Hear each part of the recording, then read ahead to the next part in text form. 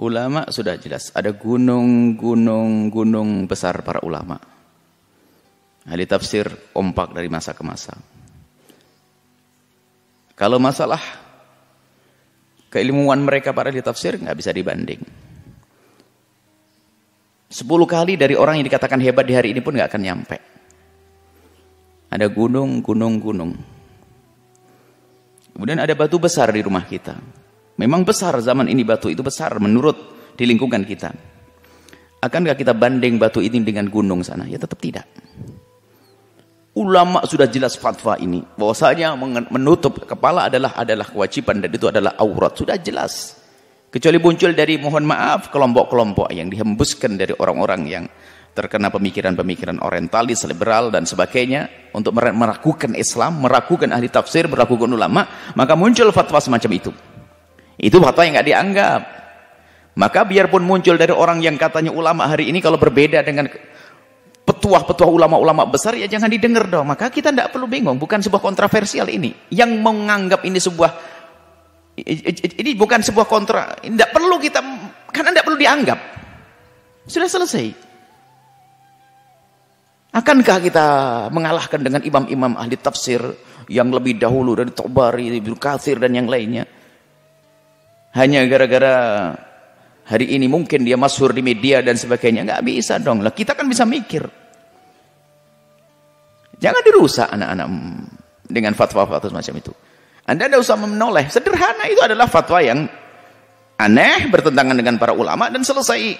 Nggak harus dianggap sebagai sebuah sebuah khilaf, karena khilaf itu di kalangan orang-orang besar.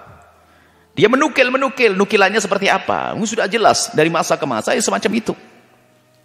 Bahkan yang belajar ilmu bab fikih paling ringan saja, kitab-kitab kecil, ada aurat di dalam sholat, di luar sholat begini, semuanya jelas. Belum lagi bicara tentang tafsir yang sama. Hukumnya adalah wajib menutup kepala. Makanya kalau ada fatwa semacam itu bukan sebuah fatwa. Loh, dia profesor, biarpun 11 profesor dijajar. Anda akan berikan profesor berapa kepada Ibnu Katsir? Imam Tabari, Syekh Mutawalli Sya'rawi misalnya. Anda akan beri gelar profesor berapa? 100 profesor di nggak akan cukup. Begitu besar ilmu mereka, begitu luas ilmu mereka. Sederhana sebetulnya. Makanya menuntut ilmu itu memang subhanallah waspada ya. Di zaman ini ada orang yang memang secara ilmu ada lagi sisi lain, orang ada berilmu tapi ada saat dia kepleset. Ahli fikih pun ada, namanya apa? Syudud. Ada syududul syawad. Kol yang syad dari kaum ahli fikih, mutasahilun yang dengan fikih ada. Jadi setiap ilmu kadang-kadang ada orang kepleset. Misalnya ada Imam Tabari ada kesalahan dalam hal ini ada. Tapi ya, ulama ngerti yang salah jangan diambil. Imam ini punya kesalahan ini, orang cerdas nggak menganggap. Yang aneh adalah justru yang aneh ini malah dibesarkan. Tidak ada imam kecuali ada sisi kekurangannya. Fatwa fikihnya Imam Suyuti ada. Orang mutaakhir menyebut kelemahan Imam Suyuti dalam fatwa ini. Nah, cukup fatwa ini dipinggirkan gitu saja, selesai. Tidak dianggap ini sebuah khilaf yang menjadikan heboh dan ini yang paling benar. Ini salah kita memahami.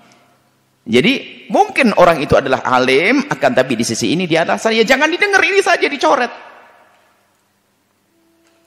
Kecuali memang berangkat dari pemikiran yang salah, pemikiran yang lebih cenderung kepada pemikiran orang yang bebas, nggak mau diatur, liberal dan sebagainya.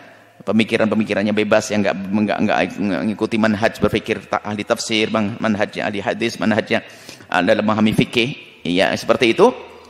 Ya jangan diikuti kalau orang semacam itu. Intinya sederhana, jangan didengarkan, selesai. Kita diajari kalau memang ada kol-kol yang aneh, sudahlah. Kol yang aneh tidak dianggap sebagai sebuah khilaf. Mungkin dia saat tidur berfatwa, atau dia lupa, lalai atau salah paham, atau ada tekanan dan sebagainya, selesai. Tapi yang jelas itu adalah kol yang tidak bisa dianggap, selesai. Nggak usah, dan ini sudah lama kasus ini. Hanya suaranya saya diulang-ulang dan diulang. Akan tapi kadang orang baru menganggap ini sebuah, karena apa? Yang berfatwa punya gelar, bahkan mungkin punya karangan, punya tulisan, punya ini. Apakah semua orang punya karangan harus dianggap sebagai hebat? Kan begitu. Atau setiap orang yang di televisi terlihat harus hebat? Atau setiap orang tersembunyi lalu tidak hebat. Dari mana? Ukuran hebat bukan dari itu. Seperti itu, semoga gini saya. Kemudian setelah itu, kita husnudon. Mungkin ustadz itu, atau orang itu ya salah berpikir alias kepleset. Harapannya adalah apa? Supaya tidak semakin besar kesalahannya di hadapan Allah. Ya, kalau memang betul ada orang semacam itu, apalagi dia adalah umat Nabi Muhammad, kita doakan semoga Allah memberikan kesadaran, kemudian tobat, mengembalikan fatwa yang salah kepada yang benar, kemudian setelah itu yang benar diikuti, sehingga dosa yang selama ini menjerumuskan orang lain diampuni oleh Allah, sehingga dia di surga setelah itu. Itu yang kita inginkan. Dan kita pun juga tidak perlu mencaci orang itu habis-habisan, nggak ada. Kita bukan tugas mencaci, tapi kita menjelaskan pemikiran itu salah dan tidak dibenarkan. Selesai. Tapi orangnya bagaimana? Umat Nabi, saudara kita. Harus kita doakan. Semoga selamat. Allah memberikan hidayah. Allah memberikan pertolongan. Selesai. Jangan sampai kita menangani sesuatu yang salah dengan cara yang salah. Caci maki.